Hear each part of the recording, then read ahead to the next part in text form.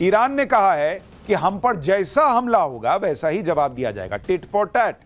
Iran ने खाड़ी देशों के मशहूर पुलों की लिस्ट बनाई है। इन पुलों पर ईरान मिसाइल से हमला कर सकता है। यानी उधर से मारते ट्रंप हैं, उनकी सेना मारती है, और सेम वही चीज निकाल के ईरान जो है वो खाड़ी देशों में मार देता है, क्योंकि अमेरिका तक तो मारेगा नहीं, मार नहीं सकता। तो उसको पता है कि भाई किसकी मदद से अमेरिका टिका हुआ है, खाड़ी देश, यहां मारो, इनकी नस दबा। खाड़ी देश ट्रंप की तरफ देख रहे कि भाई क्या अगला मारने वाले हो, पहले बताओ भाई, तुम तो मार खा नहीं रहे, हम मार खाते हैं। खाड़ी देश उस आदमी की तरफ हो गए जो दो लोगों के बीच में फंसा हुआ है, लपाड़ जो है उनको पड़ रहा है। यानी जैसे को तैसा ईरान के हमलों से खाड़ी देशों का इंफ्रास्ट्रक्चर तबाह हो जाएगा, लेकिन ट्रंप को इससे क्या ही फर्क पड़ रहा। ईरान युद्ध में तो अब ट्रंप को और बेइज्जत होना है। आज ही एक बड़ी खबर आई कि ईरान ने एक और अमेरिकी F-35 गिराने का दावा कर दिया। साथ ही ईरान ने अमेरिकी F-15 जेट के पायलट को भी गिरफ्तार करने का दावा किया है। और यह खबर इस वक्त पूरी दुनिया में चर्चा में है।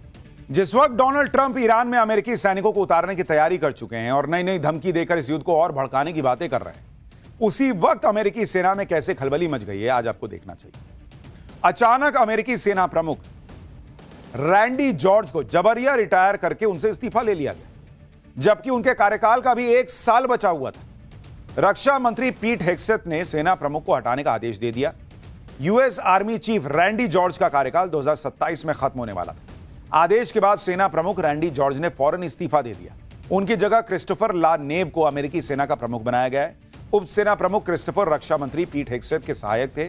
सेना प्रमुख को हटाने के पीछे कोई वजह पेंटागन ने नहीं दी। आप सोचिए, एक डेकोरेटेड आर्मी जनरल जो सेना के प्रमुख भी थे, उनको अचानक हटा दिया गया अमेरिका में। इस तरह के फैसले तभी लिए जाते हैं जब युद्ध में आप मन मुताबिक नतीजे हासिल नहीं कर पा रहे हो। और मैंने आपको पाठशाला में कई बार कहा है कि दुनिया में ढिंडोरा पीट देने से कुछ नहीं होगा कि हम तो जीत गए, अरे मार दिया ईरान को, कुछ नहीं बचा। अमेरिका को पता है कि उसकी औकात ईरान ने उसको बता दी, उसकी हैसियत बता दी, और इसलिए ये वहां अमेरिका में हड़कंप मचा है कि इस्तीफे हो रहे हैं। अब सवाल यह है कि युद्ध के बीच अमेरिकी सेना में इतने बड़े बदलाव क्यों हो रहे हैं? क्या अमेरिकी सेना में सब कुछ ठीक नहीं है? कहा जा रहा है कि रक्षा मंत्री पीट हेग्सेथ और सेना प्रमुख के बीच संबंध ठीक नहीं थे। दोनों के बीच सेना में नियुक्तियों को लेकर विवाद चल रहा था। पीट हेग्सेथ अपने हिसाब से सेना की कमान चेंज करना चाहते थे। ये बातें अमेरिकी मीडिया में छप रही। साथ ही यह भी चर्चा हो रही कि ईरान में ग्राउंड ऑपरेशन को लेकर पीट हेग्सेथ और सेना प्रमुख में एक राय नहीं थी। इसी वजह से सेना प्रमुख को हटा दिया गया। यानी दो चीजें तो क्लियर हो गई, अमेरिका ग्राउंड फोर्स घुसाने की तैयारी कर रहा है, और दूसरा, सेना प्रमुख भी नहीं चाहते कि भाई वहां पर सेना घुसे, इसलिए उनको हटाओ, दूसरे को लाओ, फिर घुसाओ। अमेरिका में सिर्फ सेना प्रमुख को ही नहीं हटाया गया, बल्कि कई और आर्मी जनरल्स को हटा दिया गया। और ट्रंप इतने पर ही नहीं रुकने वाले। चर्चा है कि अमेरिका में बड़े पैमाने पर अधिकारियों को हटाया जाएगा।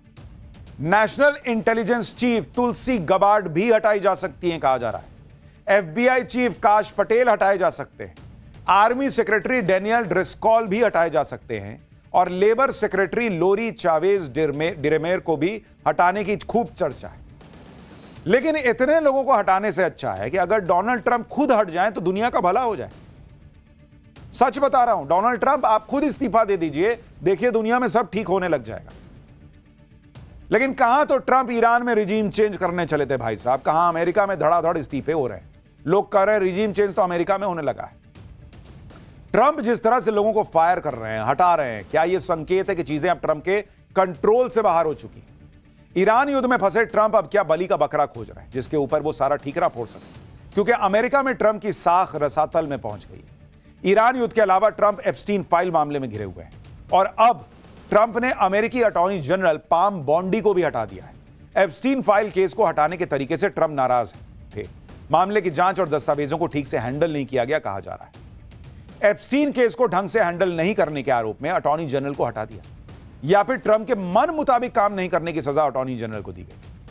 अमेरिकी सेना और प्रशासन में बदलाव की वजह से ट्रंप की खिंचाई हो रही।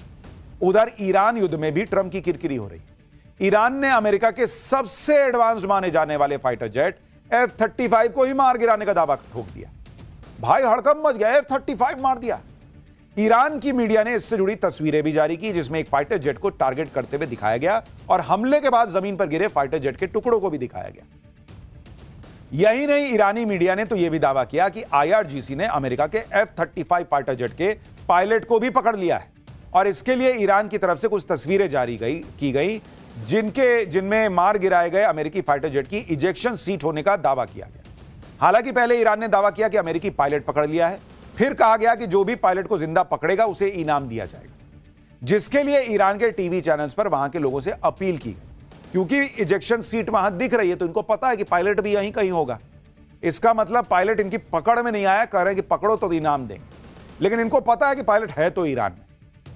अगर वाकई अमेरिकी पायलट पकड़ा गया तो यह ट्रंप के लिए बहुत बड़ा झटका साबित हो सकता है। जो भाई साहब भर दुनिया में कभी भारत पाक के युद्ध में 6 गिरे, 5 गिरे, 4 गिरे, 11 गिरे फाइटर जेट बताते थे कितने गिरे, वो भाई साहब के फाइटर जेट की दुर्दशा हो रखी है।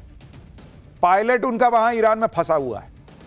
ईरान में अमेरिकी जेट का गिराया जाना और उसके पायलट का ईरान में होना, यह इस वक्त दुनिया की सबसे बड़ी खबर है और इसी पर लोग बात कर रहे हैं, क्योंकि अब अमेरिकी सेना ने ईरान में घुसकर फाइटर जेट के पायलट को बचाने के लिए रेस्क्यू ऑपरेशन शुरू कर दिया है।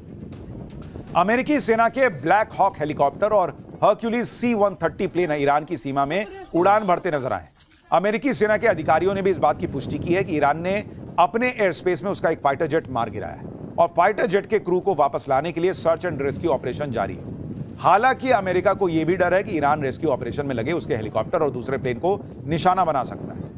ईरान की सेना इससे पहले भी अमेरिका का एक F-35 फाइटर जेट गिराने का दावा कर चुकी है। उस वक्त अमेरिका ने बिना देर लगाए ईरान के दावों को खारिज कर दिया था, लेकिन इस बार F-35 क्रैश होने पर जिस तरह हड़कंप मचा है वो बता रहा है कि अमेरिका के लिए कितना बड़ा झटका है, क्योंकि F-35 को अमेरिका का सबसे आधुनिक और शक्तिशाली विमान बताया जाता था। खूब अमेरिका ढिंडोरा पीटता था कि F-35 है मेरे पास। ईरान ने फोड़ दिया, जमीन पे गिरा हुआ है। यह अमेरिका की 5वीं पीढ़ी के स्टील्थ फाइटर जेट के वर्चस्व के लिए बड़ा झटका है। हालांकि अमेरिका से अभी इस बात की पुष्टि नहीं हुई है कि यह विमान F-35 ही है या F-15 है या कोई और, लेकिन फाइटर जेट गिरा है यह तो कहा जा रहा है। अमेरिका मान रहा है कि उसका फाइटर जेट ईरान में गिरा है और फाइटर जेट के पायलट और क्रू वहां है या नहीं पता। वहीं ईरान अमेरिकी फाइटर जेट मार गिराने के बाद ट्रंप को और चिढ़ा रहा है। कहा जा रहा है कि अमेरिकी फाइटर जेट को हॉर्मूज के पास केशम आइलैंड में मार गिराया गया है, यानी अब युद्ध की आंच हॉर्मूज तक पहुंच गई है। अमेरिका ने स्ट्रेट ऑफ हॉर्मूज में केशम आइलैंड पर हमला किया। केशम आइलैंड ईरान के लिए बहुत ज्यादा महत्वपूर्ण है। यहीं से ईरान हॉर्मूज से गुजरने वाले जहाजों पर नजर रखता है। अमेरिकी हमले के बाद केशम आइलैंड को भारी नुकसान भी हुआ है। मैप के जरिए आपको दिखा रहा हूं कि केशम आइलैंड कितनी इंपॉर्टेंट लोकेशन पर है। आप देखिए कि केशम आइलैंड और लरक आइलैंड के ठीक बीच में ईरान ने टोल बूथ बनाया हुआ, देख रहे हैं वहां पर। इसी से होकर जहाज गुजर रहे हैं, जहां से कथित तौर पर ईरान पैसे भी ले रहा है। केशम आइलैंड पर हमले के बाद आज ट्रंप ने हॉर्मूज पर नया बयान भी दिया। ट्रंप ने कहा कि जल्दी हम स्ट्रेट ऑफ हॉर्मूज को आसानी से खुलवा देंगे, आप वहां से तेल लीजिए और अमीर बन जाइए। हॉर्मूज दुनिया के लिए तेल का बड़ा कुआं साबित होगा। अब ट्रंप कह रहे हैं कि हॉर्मूज आसानी से खुल जाएगा, जबकि पहले तो कह रहे थे कि हॉर्मूज से हमारा क्या मतलब।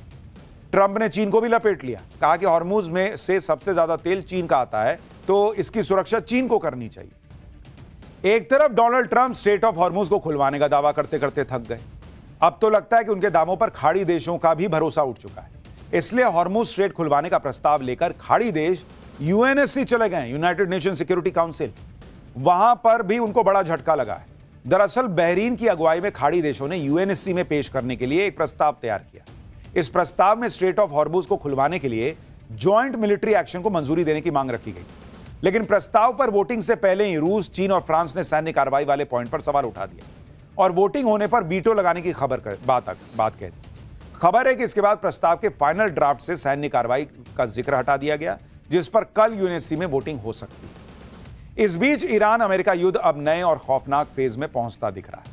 दोनों तरफ से मिसाइल और ड्रोन अटैक का निशाना अब सैन्य ठिकानों से आगे बढ़कर इंफ्रास्ट्रक्चर तक चला गया है। अमेरिका और इजरायल ने मिलकर ईरान के सबसे बड़े पुल पर अटैक किया। इस अटैक में ईरान के करज शहर में बना B1 ब्रिज 2 टुकड़ों में टूट गया।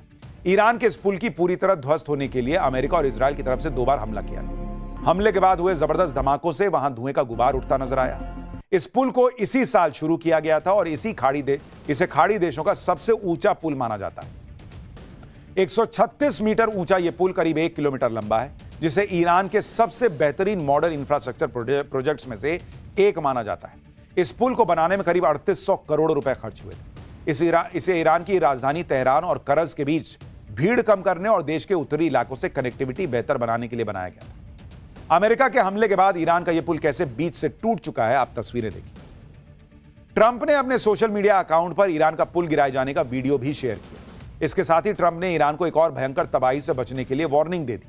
ट्रंप ने लिखा कि ईरान का सबसे बड़ा पुल ढह गया है, अब इसका दोबारा इस्तेमाल नहीं हो पाएगा। अभी और भी बहुत कुछ होना बाकी है। अब वक्त आ गया है कि ईरान कोई डील कर ले, इससे पहले कि बहुत देर हो जाए और उस देश का कुछ भी ना बचे जो अभी भी एक महान देश बन सकता है।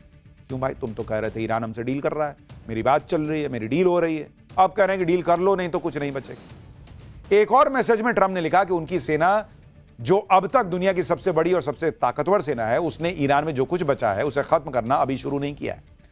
अब पुल निशाना बनेंगे, फिर इलेक्ट्रिक पावर प्लांट बनेंगे, फिर ईरान की नई सरकार की लीडरशिप जानती है क्या करना है और करना ही है, वो बहुत ही जल्द है करना होगा। ट्रंप युद्ध शुरू करने के बाद से हर दिन ईरान को एक धमकी दे देते हैं, लेकिन इस बार भी ट्रंप की धमकी का ईरान पर कोई असर होता नहीं दिख रहा। उल्टे अमेरिकी एयर स्ट्राइक में अपना सबसे बड़ा पुल गिराए जाने से ईरान और भड़क गया।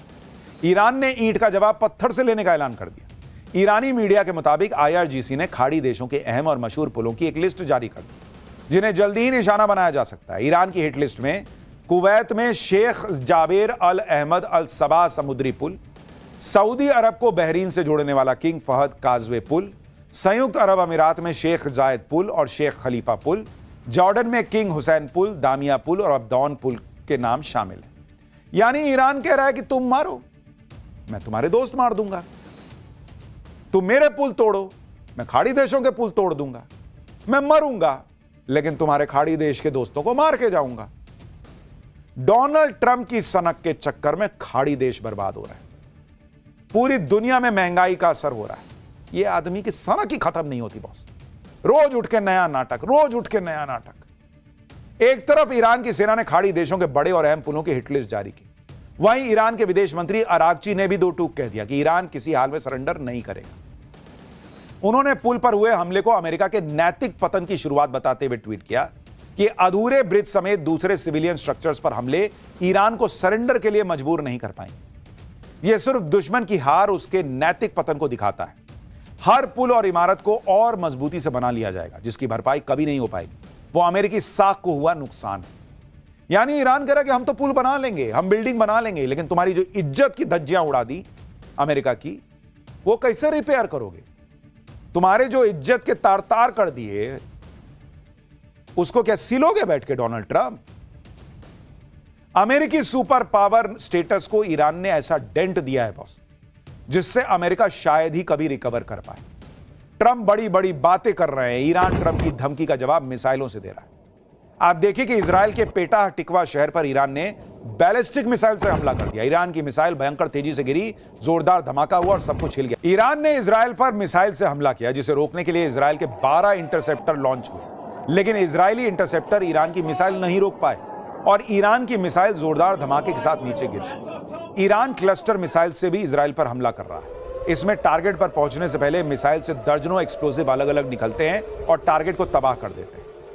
ईरान ने इजराइल के हाइफा शहर पर भी जोरदार हमला किया। ईरान की मिसाइलों के हमले से हाइफा सिटी में भयंकर तबाही मची है। गाड़ियों में आग लग गई है, जगह जगह धुएं का गुबार दिख रहा है। ईरान की सेना ने हाइफा को टारगेट करते हुए मिसाइल लॉन्च करने के वीडियो जारी किए।